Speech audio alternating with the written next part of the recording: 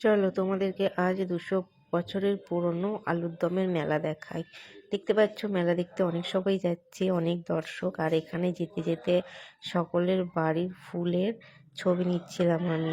শীতকালে এটাই একটা ভালো লাগে, দেখো যার বাড়িতেই যাবে বাড়ির সামনে দিয়ে যাবে, যাদের অবশ্য শখ থাকে সবাই দিয়ে গাঁদা ফুল আরো বিভিন্ন রকম ফুল থাকে। আর ফুল মানেই সুন্দর, ফুলের থেকে সুন্দর পৃথিবীতে আর কিছু নেই। আর ফুল আমার খুবই ভালো লাগে, তাই জন্য দেখো যার বাড়িতে দিয়ে সামনে যাচ্ছি ফুল দেখতে পেয়েছি আগে, আর সেইগুলোর ভিডিও নিয়েছি আমি। তারপর অন্য কিছু।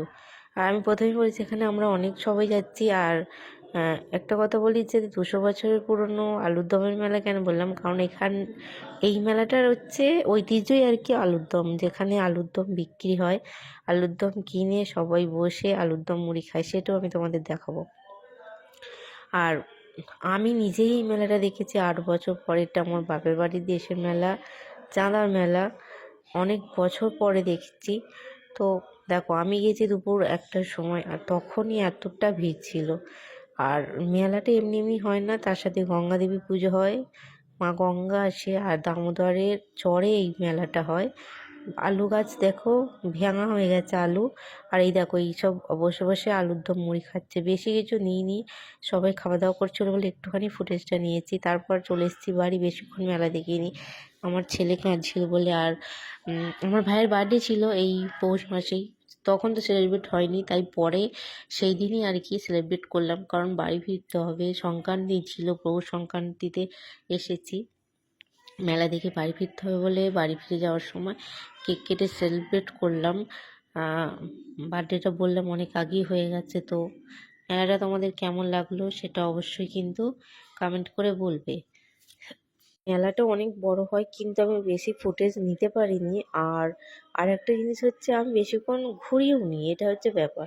বললাম না ছেলে নিয়ে গেছি বলে একটু প্রবলেম, তাও আমার বর ছিল সাথে, সেই সামলেছে। কিন্তু অনেক ভিড়ের জন্য ছেলে নিয়ে ভেতরে ঢুকতে পারছিলাম না, কান্নাকাটি করছিল, একটু সমস্যা হচ্ছিল। তাই জন্য তাড়াতাড়ি চলে এসেছি, এসে কেক কাটিং করলাম, তারপর বাড়ি ফিরলাম। বাড়ি ফিরতে ফিরতে সন্ধে হয়ে গেল। আর এটা ছিল আমার মাসির দুটো মেয়ে, আমার ভাই, আমরা সবাই মিলে সেলিব্রেট করলাম। তারপর আর কি, মেয়ে ছেলে শ্বশুরবাড়ি যেতেই হবে, তাই জন্য শ্বশুরবাড়ি ফিরলাম। আর যেহেতু এটা পৌষ সংক্রান্তি ছিল, তাই জন্য চল আগে গিফটটা দেখাই, তারপরে অন্য কথা বলি। গিফট বলতে সেরকম কিছুই কিনি, বললাম না পুরো মেলাটা ঘুরিনি। বাচ্চাদের জন্য আমার ছেলে, আমার জায়ের মেয়েরা একটা ফ্ল্যাট জুতো কিনেছি। এখন মেলা মানে সবই পাওয়া যায়, আর এই জুতোটা মাত্র 150 টাকা। ভালো লাগলো তাই ভাবলাম একটা ফ্ল্যাট জুতো কিনি। আর যেহেতু সংক্রান্তি ছিল তাই জন্য বাড়িতে এসে পিঠে খেলাম। হ্যাঁ, কমেন্ট করে বলো কেমন লাগলো ভিডিও।